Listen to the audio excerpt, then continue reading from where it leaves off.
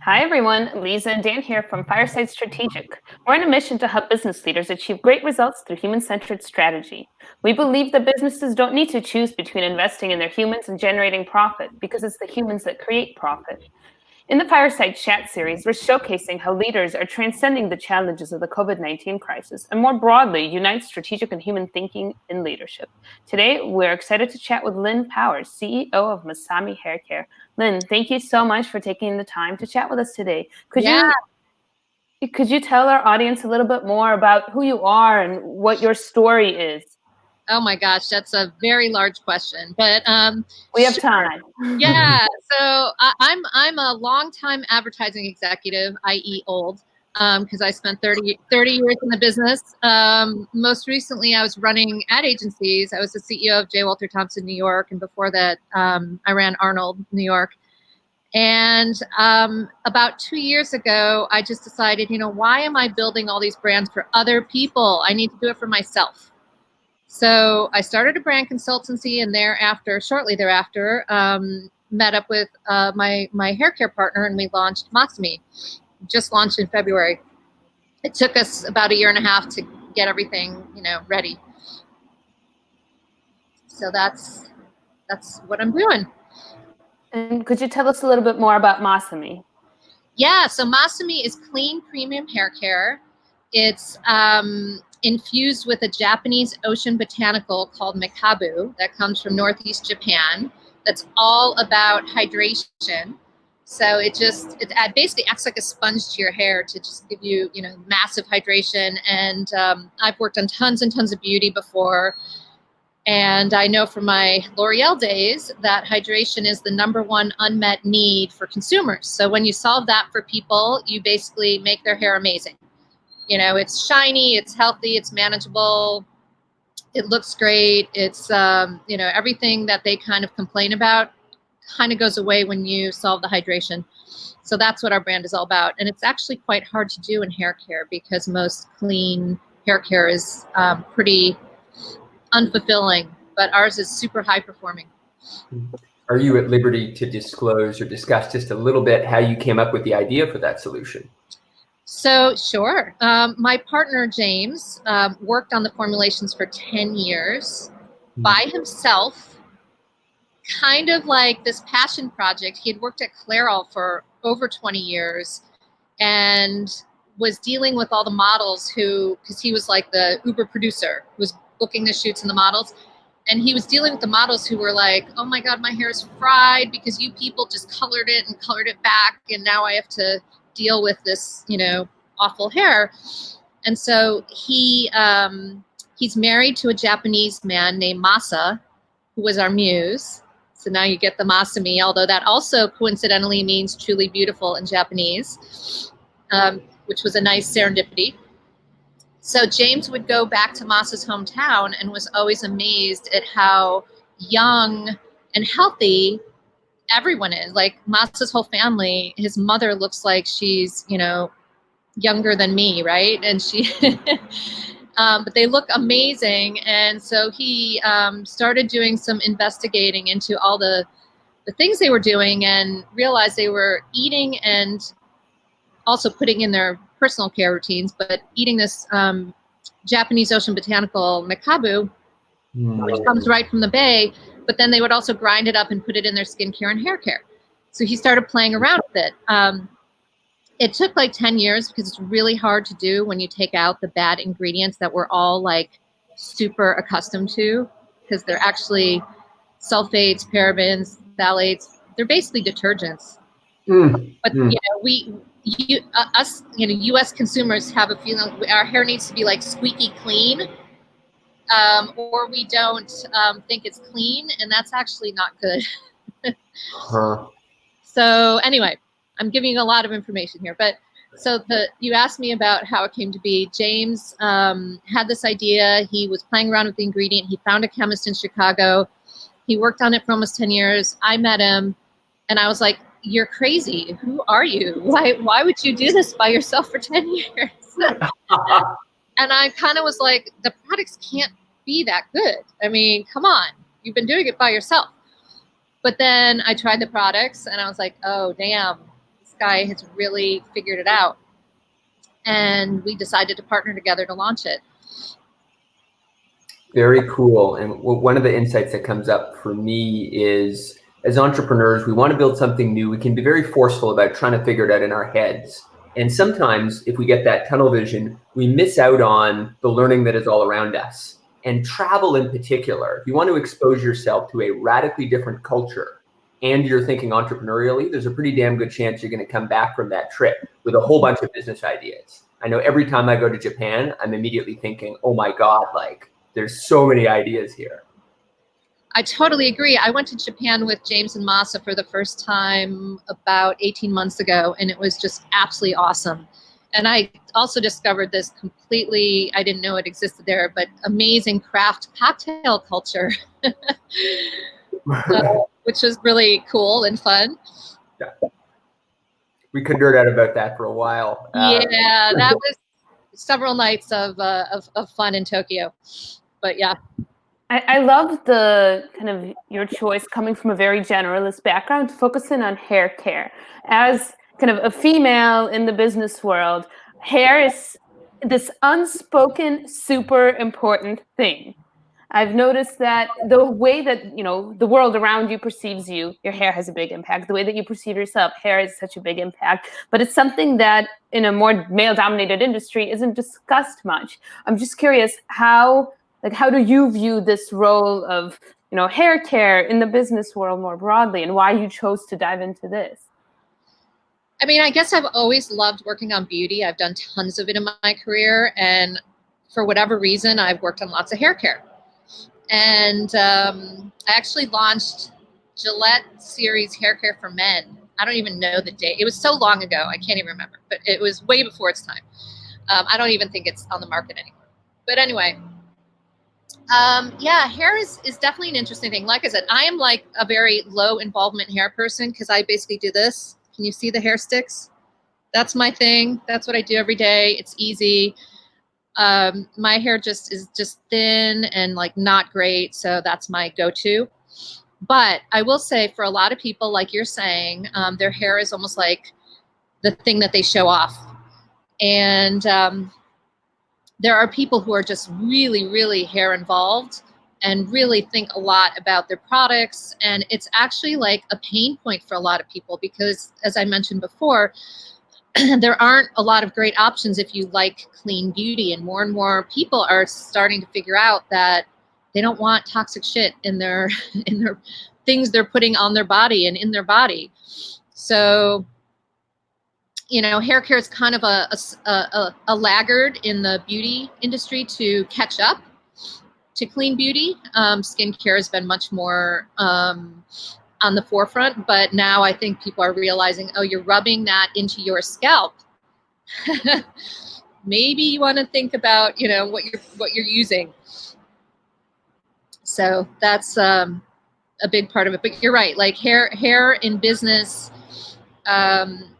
People, it can make or break how you feel about your confidence. Mm-hmm. If you have a good hair day or bad hair day, it can literally be like you're going and crushing it, or you're just like, ooh, I'm just not feeling it today. Yeah, I love that. I would love to change gears a little bit. We've talked in the past, when we talked before this interview, you mentioned a little bit about your leadership style and your leadership philosophy. And I was very inspired by it. It's not a conversation going back, sorry, Dan, to the kind of a more male-dominated business world. It's not as talked about as often what it's like to be a female leader and how the business world is changing as more women become leaders. I was wondering if you could talk a little bit about your leadership philosophy as the CEO of Masami, but also having led branding and marketing companies in the past. Yeah, I mean, I've always believed in empowering people to do what they do best. And the tricky thing about being a leader is figuring that out. What do people do best? Because sometimes what they think they do best is not actually what they do best. And you have to kind of redirect or refocus them or illuminate what their superpowers actually are and kind of refocus them. But, I think for me, one of my superpowers has always been building high performing teams. People that can really gel together, where their skill sets really complement each other, and then just letting them go. I'm not a micromanager at all. I'm very aware of the things I'm not good at. I don't like spending my time in spreadsheets and finance, and sorry, my CFO loves it. He literally does breathtaking spreadsheets and loves it, but that is not my thing. So I think it's about like figuring out what you're good at and where you need to supplement the people around you, and then letting them do what they're best at and empowering them to do it. And make sure they have the tools, make sure they have the help and the support, but just don't get in their way. The executive coach within me is very curious to pick up on one thing you said, which is sometimes people don't always get right what they're good at. Yeah. So when you need to have a conversation with someone to kind of redirect their energies, how do you do that? It's clear sometimes when somebody's struggling, in a role you're putting them in, and sometimes it's just sitting down and really trying to unpack that. What's going on? Why is it so hard? What are your expectations for yourself? Why do you feel that, this is something that, you have to do this way? And sometimes I'll find out that, somebody really had it in their head that to be successful in advertising, I'm going to talk advertising centric since that's the bulk of my experience there. They'll say, well, I really feel like I have to be an account person. And I'm like, but you actually love project management. You don't love dealing with the client. You don't, like everything you're saying that you love to do is actually a different role. And just because you're a project manager doesn't mean you're not successful in the business. You're just going to be functioning in a different way. And in a way, that's the grease that makes everything go. So sometimes it's just having people realize, oh yeah, that would actually be a better fit for me. And that is more what I like to do, and kind of opening up the lane to let them go shift and do that. Because otherwise they just struggle and struggle. And it's like, not a good ending for anybody. Yeah. Wasted energy. And two things come up for me there. One is that it takes some courage to have that conversation when someone's expectations are so wedded to, this is the thing I want to do and be, right? It takes some courage on your part to have that conversation. The second quick insight I want to throw at you, and Leeza helps me a lot with this, is it's so easy to, when we're in the middle of a workday, go into tunnel vision mode, like I was saying earlier, and to not think about why are we doing the things we're doing. When you can just ask that simple question, it can lead to a lot of rethinking about, should I be spending my time this way? Yeah, that's a really good point. It's really, really easy. And I feel like the last few years, it's gotten even easier to get stuck in the weeds. Just to spend your time dealing with the fires that are like right in front of you. And part of it is, the clients are dealing with fires every day.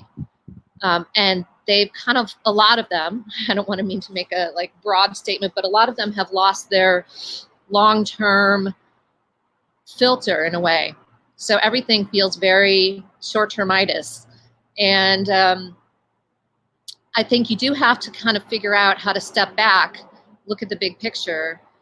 Is this really working? Is this what you want to be doing? Are we driving towards something bigger? Or are we just making widgets, And that really helps, but it's hard to balance those two things often. I see people that either, have you ever heard the kite and the rock and the kite analogy? Oh, there are people that are kites who are visionary and, always forward thinking and way out there. And then there are the rocks who are the ones grounded and dealing with the pragmatic realities of day to day. But you need both. You can't be one or the other. You need people that are both on the team to kind of even things out. If you only have kites, you're never going to get anything done. And if you only have rocks, you're not going to look ahead. I love that analogy. I think that's very pertinent to team building and building a startup. I think that's beautiful. Yep. I'm going to harp back to a conversation we had earlier one more time, probably the last time. Sure. Last time we talked, you mentioned that the book, The Athena Doctrine, Yes. has had a massive impact on you and the way that you lead. Would you mind speaking about that a little bit more? Yeah, it was written by an ad guy, which I love.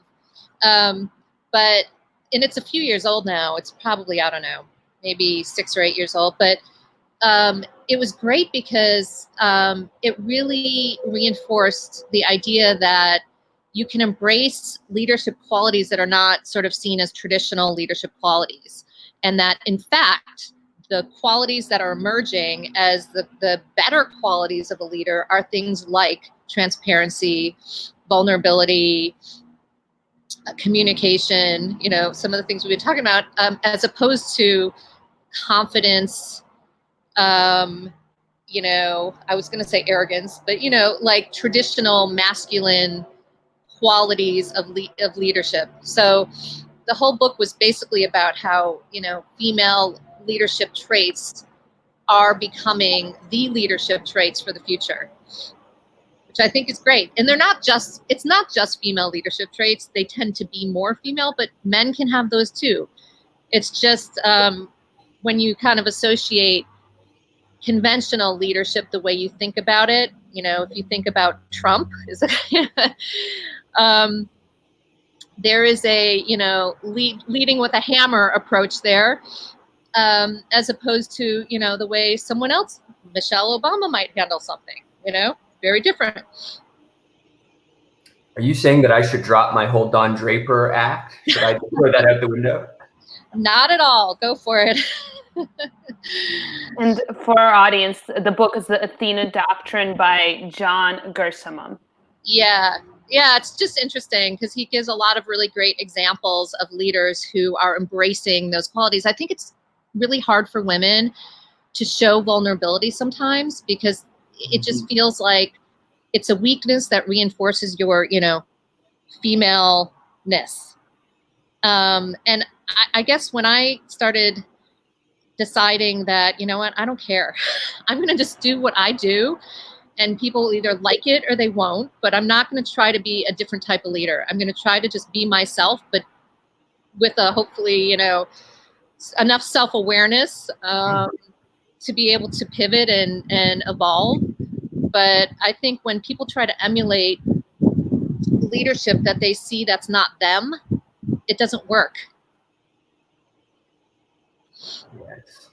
There's a leadership. It's interesting. I was the other day reflecting on this idea that there's really one simple mental model, and there's many, is that, there's a form of leadership that is all about you. It's all about the leader, right? And it's all about, we could call Trump a pretty good encapsulation of this. What does he want, and how can he impose his will on others? Right. Then there's a second kind of leadership, which is an enabling leadership, right? An enabling leadership. Why can't I pronounce that word? And when you can really get into the shoes of someone else, and it's a leadership that's more about question asking than it is statements. Yep. It's a leadership that's less about imposition and more about, I think it harkens back to one of the things we were talking earlier. Most people don't take that big picture. So busy running around putting out the fires that we haven't taken the time to get clear on our own objectives. And when you can dispassionately and just curiously, because you actually care, ask others to clarify, what do you really want? That alone is, I think, a step up in leadership for most people. Yeah, and it's actually not hard to do if you think about it, because at the end of the day, like, you just want everybody to be doing their best, right?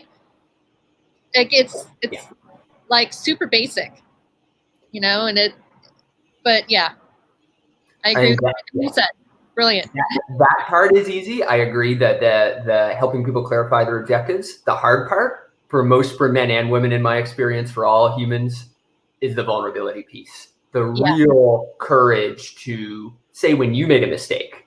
At least for me, I'm just so used to years of lawyering before I became a coach. I built up an entire armor around how right I am all the time.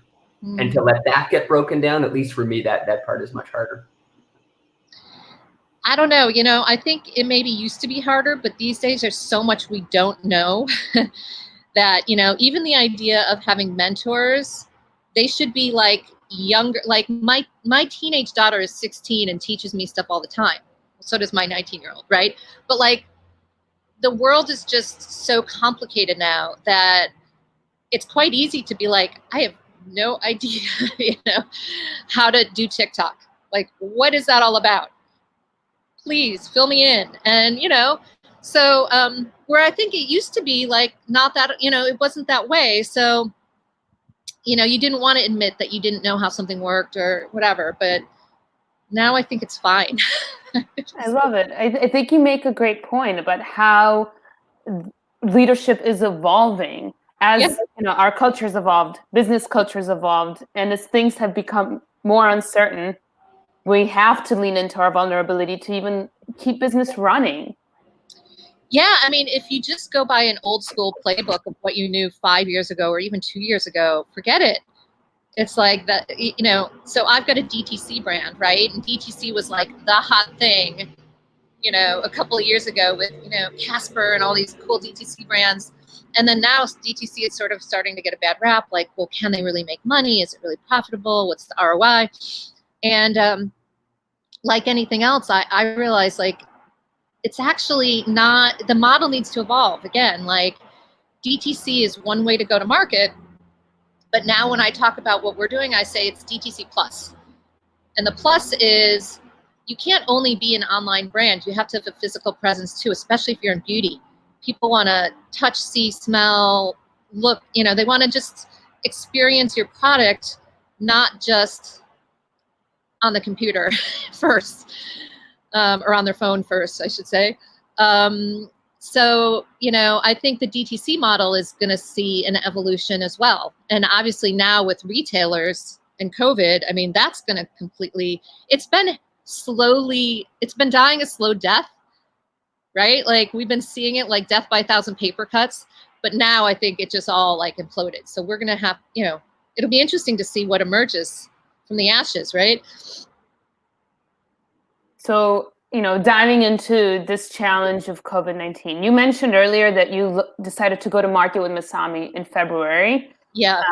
Pretty tricky time. Can you tell us a little bit more about what your initial strategy was and how it's had to evolve because of the very, very uncertain circumstances? Yeah. So we launched at New York Fashion Week. I think I said to you, like, hard to imagine just a couple of months ago, we were crammed in these small rooms that were, over capacity, watching fashion shows. It's just like surreal now to think that was just a couple months ago. Seems like it was years, but so that's how we launched. And we also launched in a couple of luxury boutiques. So we have one in DC and one in LA. They obviously shut down. And we were also having pretty in-depth conversations with several salons, because that's part of our strategy. The channels are blurred. So, it used to be that you were either a salon brand or you weren't.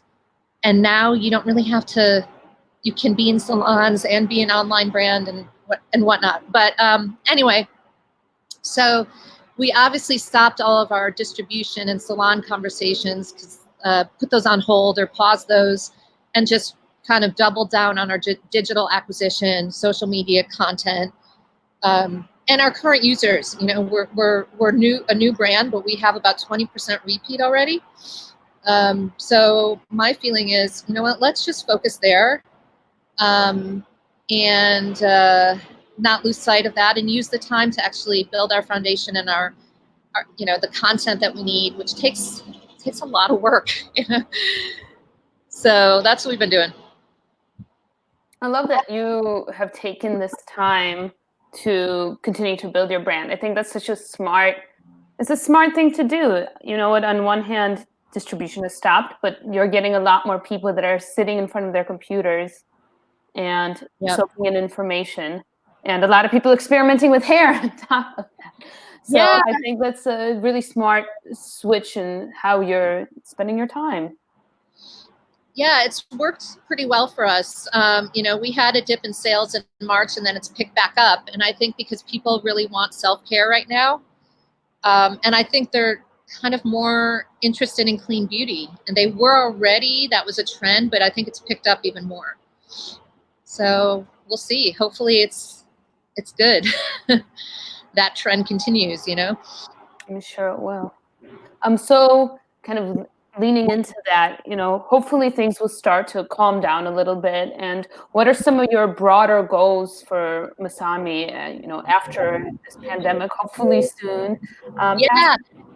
So we are a brand that cares a lot about sustainability, and we're very pro-ocean, I say. When we built the brand, we created the Masami Institute, which is a nonprofit that helps fund research in Northeast Japan to kind of rebuild that ocean ecosystem that was devastated by the tsunami back in 2011 and still hasn't come back. So that's a big part of what our brand is. And to that end, we're actually launching a sustainable, refillable bottle to try to get rid of plastic bottles, because that's always irked me. And it took us a lot of research to figure out how to kind of get the right thing. We'll see. And we actually just launched a campaign on I Fund Women for the bottle to get that made. So I'm super excited about that.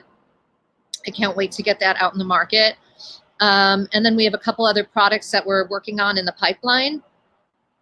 And then, like I said, the more we can do to be a leader in the industry around sustainability, that would make me really happy. Love it. I'm gonna go try your product. I'm pretty excited. All right, Lynn, look, we are reaching the end of our time here together. We like to wrap up our interviews on a light note. We talked a lot about business, about strategy, about leadership, about pivoting. But we are curious. We're all in a lockdown situation. What are you doing for fun these days? Besides drinking wine every night. That's pretty fun. Lots of virtual cocktails for sure. But I actually started doing, I just finished and started another one, 30 days of yoga. Ooh. So there's yoga with Adrienne. It's free. She does it on YouTube. So it's great because I can work it around my schedule. 30 days of yoga. So I just finished day 30 yesterday, and she's got a couple different versions, different versions of those classes. So now I started the second 30 days of yoga. But that's been really good, because it's just, you need a little calm and a little focus, I think, amidst the chaos. What's great about yoga, even if we don't have access to a studio, there's so many great yoga instructors online, and all you really need is a mat. You need a willingness, and for those of us that are as inflexible as me, a block is also helpful. But yes. You don't need too much to get started at home. Exactly. So Lynn, last question that we always like to ask people: if folks want to follow you on the socials, how should they do that? Oh, that's easy. So I'm obviously on LinkedIn. I'm Lynn Powered on pretty much everywhere, and then my brand is Love Masami Hair everywhere. Twitter, Instagram, Pinterest, Facebook, YouTube, TikTok. And our URL is lovemasami.com for our website. And we're on Amazon. Fantastic. Yeah. Beautiful. Thank you. It was really enjoyable. It was such a fun time. Really, really enjoyed it. So excited to see what the brand does next. Thank you. Me too. Thank you. Bye. Bye.